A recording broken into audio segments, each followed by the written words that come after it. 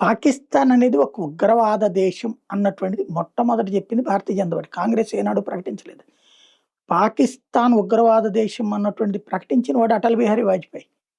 ఆ తర్వాత నిషేధాలు, ఉగ్రవాద సంస్థలు ఇయన్నీ సాగినాయి. అంతకుముందు ఉగ్రవాదులు వచ్చి ఈ దేశం మీద దాడులు చేసినా సరే, వీళ్ళు దాడుల్ని ఖండించేవాళ్ళు, పాకిస్తాన్ ప్రభుత్వం దాన్ని అరికట్టాలన్నారు తప్పించి, పాకిస్తాన్ దేశమే తీవ్రవాద దేశం. పాలకులే తీవ్రవాద పాలకులు, సైన్యమే తీవ్రవాదులు, అక్కడ ఐఎస్ఐఎస్ తీవ్రవాద సంస్థ అనే మాట ఒక్క వాజ్పేయి, ఆ తర్వాత అద్వానీ, ఆ తర్వాత మోడీ అంటున్నటువంటి పరిస్థితి భారతీయ జనతా పార్టీ వాళ్ళు అంటుంటారు. అయితే ఇప్పుడు ఆఫ్ఘనిస్తాన్‌కి సంబంధించిన ఒక ముస్లిం నూర్జాయ్ ఒక ఓపెన్ స్టేట్మెంట్ ఇచ్చాడు. మనం ప్రపంచమంతా ఫాలో అవ్వాల్సింది మోడీని. మోడీ స్థిరంగా నిలబడ్డాడు. ప్రపంచ ఉగ్రవాదాన్ని తట్టుకు నిలబడ్డాడు. తన దేశాన్ని కాపాడుకున్నాడు. ముందు తన రాష్ట్రాన్ని కాపాడుకున్నాడు. తన దేశాన్ని కాపాడుకున్నాడు.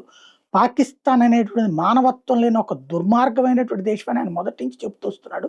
దీన్ని ప్రపంచం అర్థం చేసుకోవాలి. Dear world, listen to this man before it's too late. Modi అని ఆయన్ని అడిగి తెలుసుకోండి అయ్యా అని చెప్తున్నాడు.